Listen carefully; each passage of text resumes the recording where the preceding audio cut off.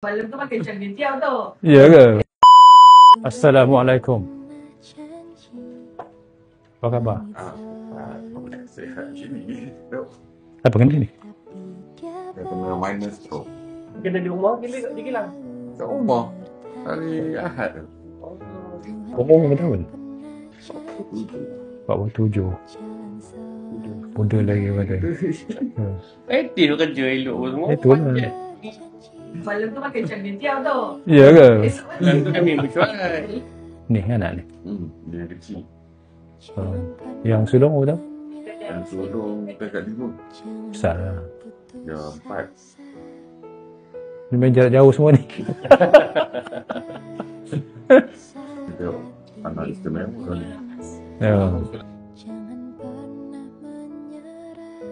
Dia macam tak nak dah tu. Berat kan? Berat. Lepas tu tangan pun nak makan pun tak boleh.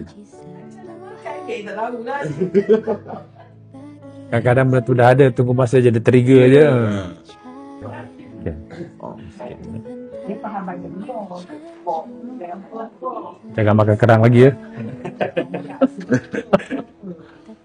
Baik. Hilang mana? Okay.